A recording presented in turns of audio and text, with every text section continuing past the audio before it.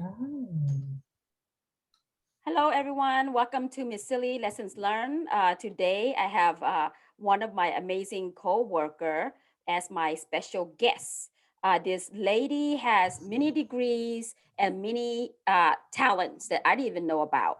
So, without further ado, Dr. Amy Jest, can you please introduce yourself and tell us, what do you do? Yes, so I'm Dr. Gist, Dr. Amy Gist. That's actually a new name change because Miss Silly knew me as Dr. Fantasy since she met me, but I got married a couple months ago, so I just changed it. Um, but what do? I do a lot. Yes. I've been teaching. This will be my 15th or 16th year. I lose count because I just forget to do that part.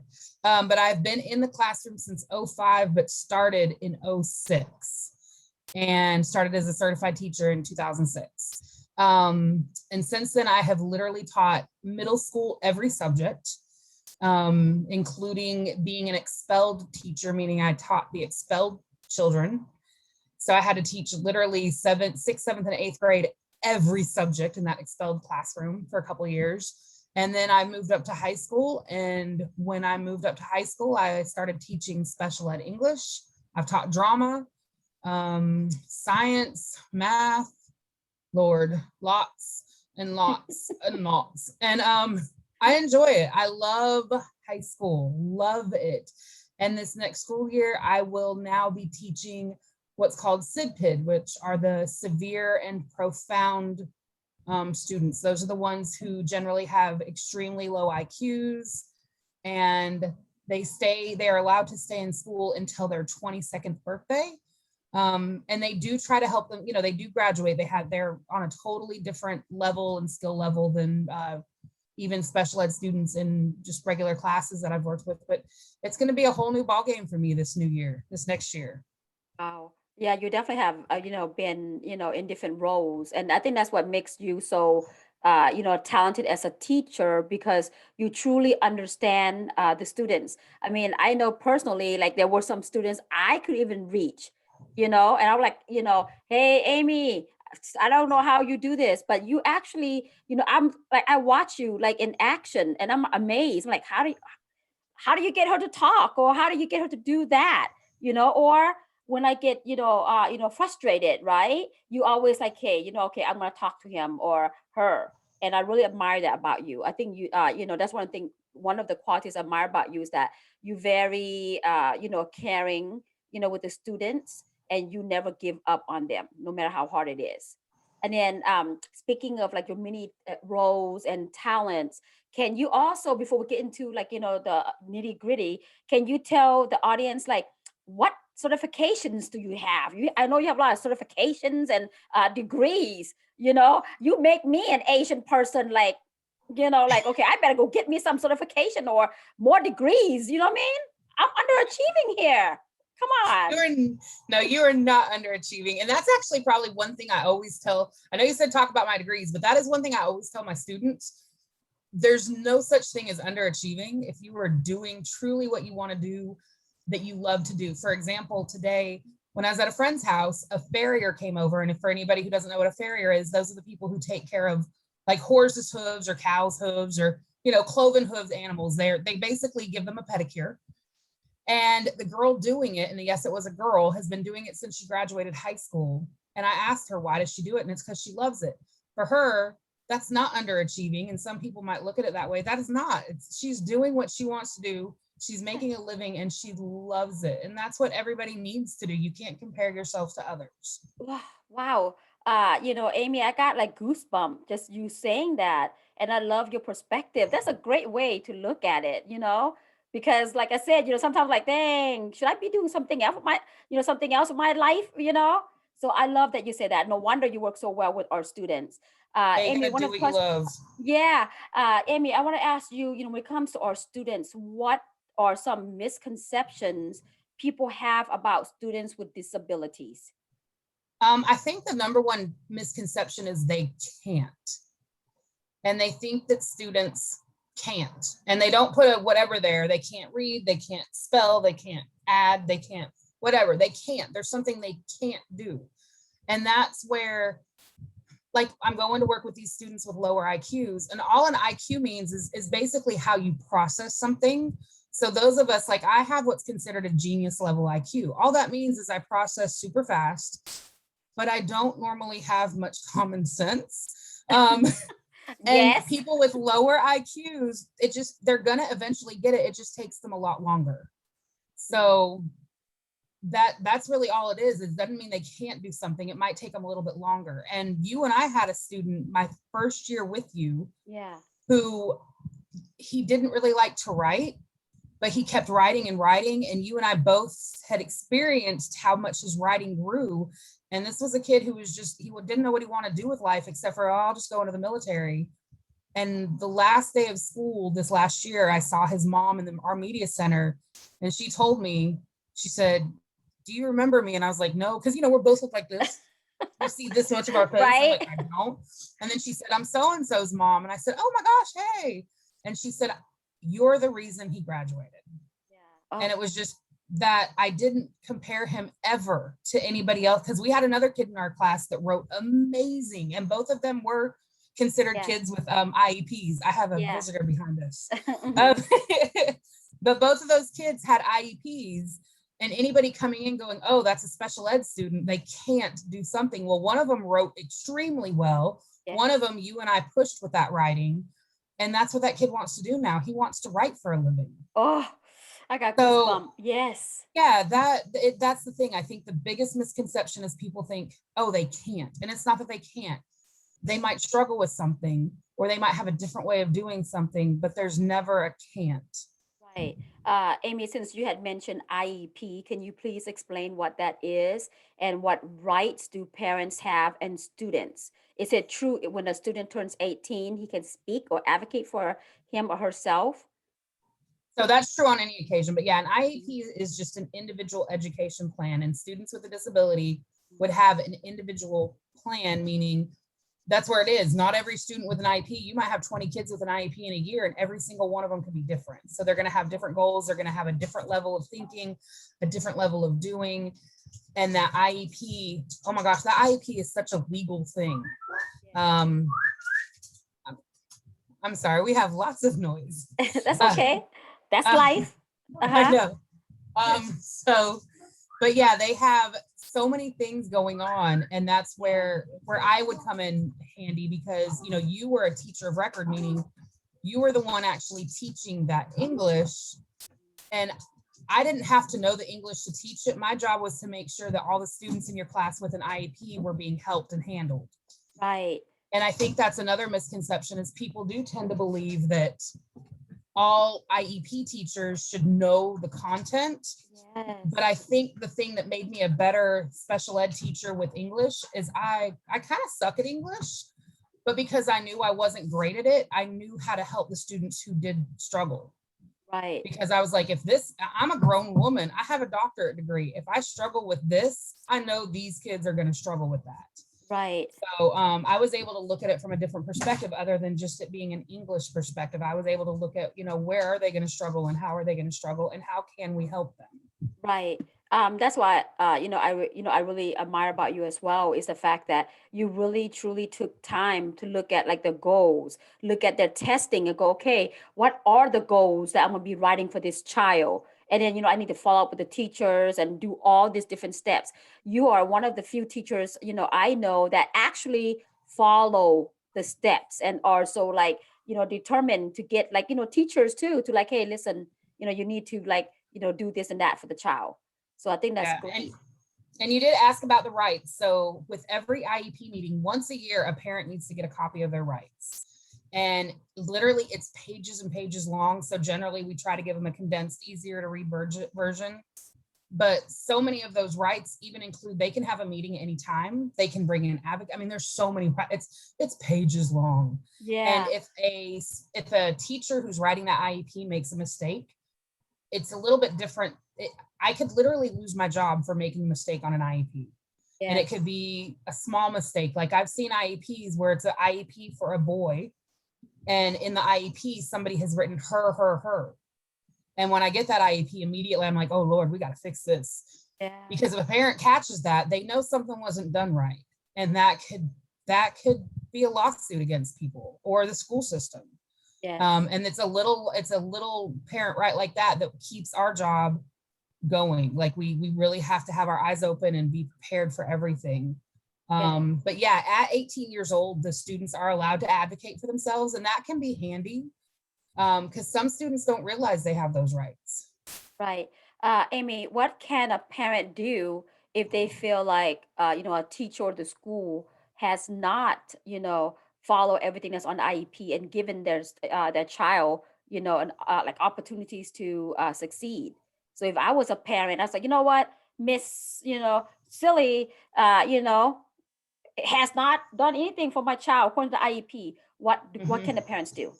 Well, the parent can first bring it to bring it to the school's attention. Yeah. And if the parent can show what's happened, and sometimes a parent feels that way because their child might not be progressing.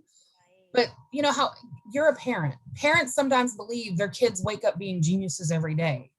And it's hard to hear your child struggles. Yes. And sometimes for that parent, well, they could think the school's not doing anything. And yes, they think it's the school's fault, the teacher's fault. They can bring it to the school's attention, go to the board's attention and all of that. But if we can show, yes, we've been doing it, it's not that we haven't been doing it, where your child just struggles a little bit more. Right. That seems to be one of the hardest things. By the time most students get to high school, the parents really do believe and they understand and they know their child can struggle. It tends to be, from what I understand, I've never taught elementary, but elementary are some of the hardest years because the parents can't understand how their perfect child might have something that isn't the same as everybody else around them. Right. And that would be very, very hard. Again, I'm not a parent, other than, the 15,000 dogs you hear in the background sometimes. Yeah. But, I can't imagine, especially those young children, like wondering, why is it my child can't count to 10? Right. Or why can't my child ever spell, his or her name and we're in 5th grade? And believing that it's nothing the teachers have done. It's just something we got to work a little harder on. Right. And I'm glad you brought it up, Amy, about that, because sometimes, parents expect like a miracle right away that my child's reading at this, how come he's still reading at the same level? And sometimes, as a teacher, just be patient, explain to them, listen, this is the level where he's at, and this is how we're going to get him there, but it's going to take time. And, instead of the parents being so frustrated with the child and say like, well, he's not doing anything, you're not doing anything, So yeah, I'm glad you brought it up. In regards to the students you have worked with, can you tell us like any story? You talked about the story of success already of a common student. Was there any cases, where it broke your heart, because of the circumstances, like something happened, in the family, where you're like, oh man, like this really hits me, right there. So I actually kind of have two. My first year teaching, like teaching, I had a student that we could tell something was going on, and we went ahead, we talked to the parents, and the parents, it was one of those situations, the parents didn't want to believe that anything was going on with their child. We had one parent sign for us, go ahead and test the child. The other parent, please don't test our child. So it's almost like we had these parents battling. One wanted help, one didn't. And the whole time it's like, it has nothing to do with the parent. We're trying to help your child. And when the test finally was done, we did find out the child had EBD. And EBD means emotional behavior disorder. Thank you. And EBD is one of those that kids actually can come in and out of, because it all has something to do with circumstances a lot of the time. So that's where I'm going to go on to the second story. My 4th or 5th year teaching, I was teaching 6th grade, and I had a student that seemed to be doing okay. And then maybe a month or 2 into school, his handwriting went from normal to so tiny. Wow. And he instead of writing a sentence, he would write in a block. Wow. And I immediately was like, something's not right here. How does a student go from writing a sentence to writing in this tiny little block? And I took it to somebody's attention, and they went ahead and they went through the whole procedure. We went through all the steps, got him tested, and he tested EBD. And I kept wondering, how does a child, I'm still new in teaching, what happens? And these parents were going through a horrific divorce, and it caused the child such emotional stress that all of a sudden his learning just stopped because everybody that knew him in elementary kept saying, no, this kid's, he's perfect. He's fine. Nothing's wrong with him. But what he was witnessing and going through with his family caused that problem. And EBD is it is a emotional behavior disorder, can get a kid an IEP, and they do need some help for a while. And then I did find out a couple years later that by the time he was in high school, he kind of had gone out of it and was able to do much better. Thank you for those two stories. I think that's important, for parents to understand like the terminology and also like the circumstances that would lead to a child going through that. All right. So now, thank you so much for explaining everything, about, like as much as we can about our kids with disability. What is one advice that you would give teachers who want to go into your area? One thing, you've got to love teaching, because when I started teaching, the reason I got into special ed is my very first year in the classroom, I was in middle school and put in the special ed team. Yeah. And the special ed team in middle school was kind of cool because it was just the 4 core content teachers, and we had all of the special ed kids for that grade level. And when football season ended, our special ed teacher quit. So I was kind of stuck doing special ed and the regular ed stuff. And I realized it was cool. Like, it's hard. It's definitely not easy. Mm-hmm. You're going to have a lot thrown at you, and you kind of are doing the job of 2 people. So you can't complain that, you kind of can do the job of 2 people, but if you love it and you love the kids, and there's so much research. I love research. Yes. And when I was working on my doctorate degree, I found out how much more I love research, because I really do love research. And that's a lot of special ed. So anybody wanting to go into special ed, first, you don't have to be perfect at teaching. You don't have to be perfect at any subject. You've really got to have a heart for these kids and a heart to help the kids, because that's what it is. It's helping these kids. Yes, very good. Amy, what was your dissertation on? I did my dissertation on ALEX, which is a math, it's a math and reading program, but it also deals with a knowledge space theory. And the knowledge space theory is, once your brain is able to process a certain amount of stuff, it slowly can build upon everything else. Right. And so I did it on ALEX, and if using ALEX, the ALEX math program would help students. You could see if they were going to do better on what we were doing at the time in Georgia was CRCT. It's now the milestones or the EOC or the EO, whatever test that is at the end of the year. Right. It's that. And I did my dissertation on that. And when you were asking about my degrees, I didn't stick with one school. Mm-hmm. I got my associates out of a junior kind of college, a smaller college. My bachelor's came out of a university, Georgia University, not Georgia, but Clayton State University. And then I got my master's. I got my master's within my first year teaching, pretty much. Wow. And went to Liberty University to work on my specialist and my doctorate. Nice. Yeah. Like I said, you're a woman of many talents. All these degrees, I can't even keep, tap of it. You know what I mean? I'm gonna start printing out fake ones for myself. You can be like, when did you become Dr. Silly? Well, yesterday when I was, looking online for a degree, Okay, I know our time is almost the end. Can you please talk about, I know you do a lot, and you give a lot to the students. What do you do on your, free time, that really gives you joy? I got into community theater years ago. I've always been kind of a singer. My mom kind of grew up with, teaching me to sing. But back in 2007, I started the community theater. I didn't start it. I went to an audition. They put me in a part, and I was like, oh, this is fun. Yeah. And I play music. I used to play with a jazz band. But I love being on stage. I love acting, because one of the things with acting is when you're on stage, you are not you. If I did a show once where I was a person that lived in a trailer park, and I think I was an alcoholic. And that was not me. That wasn't me at all. Do you have Do you happen to have a recording of that? I want to see a drunk Amy in a trailer park. You know And what I I mean? wore my head in curlers the whole time. Oh my God. And I basically wore a bathrobe. Yeah. And it was crazy. I don't have a recording of that. I wish I did because I would love to see that. But the first time I was ever cast, I had done community theater for a little while, and I was always cast as part of the show.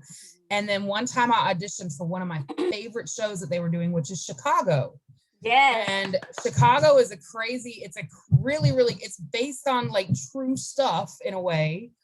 And so when I auditioned for Chicago, I wanted the part of matron Mama Morton. And if people have ever seen the TV, the movie, that was Queen Latifah.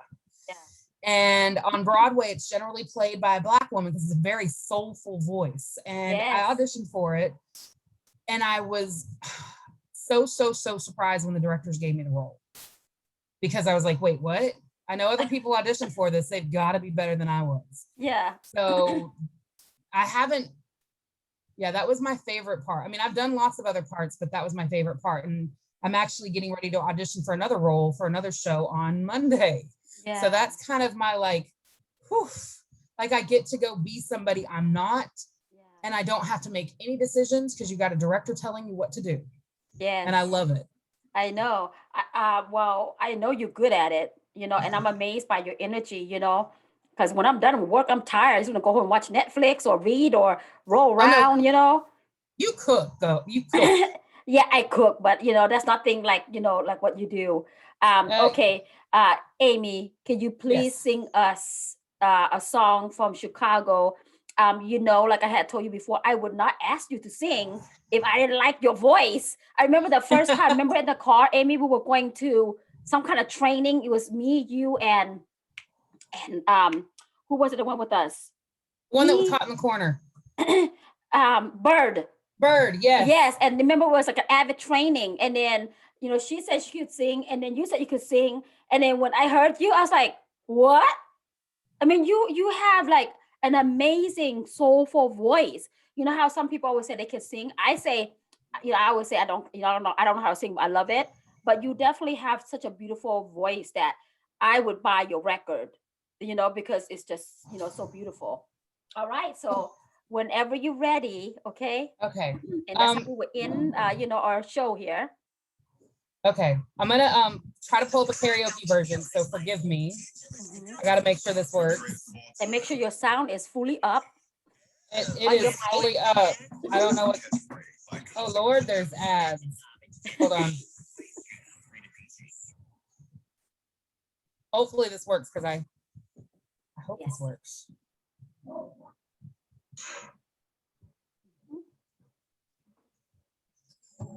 Can you hear that at all? Okay. The music. Trying to figure out where to put the music. Yeah. Right next to the speaker. I'm trying to figure out where the speaker is on this. Yeah. Yeah, if I can hear your voice, I think that's that's more important. You know what I mean? Yeah. Mm-hmm. Ask any of the chickies in my pen. They'll tell you I'm the biggest mother hen. I love them all and all of them love me. Because the system works, the system called reciprocity.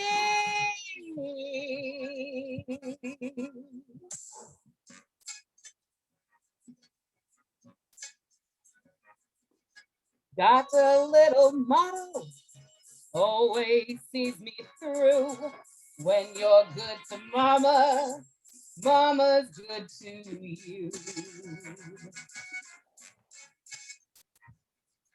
There's a lot of favors I'm prepared to do. You do one for mama, she'll do one for you. They say that life is tit for tat, and that's the way I live. So I deserve a lot of tat for what I've got to give.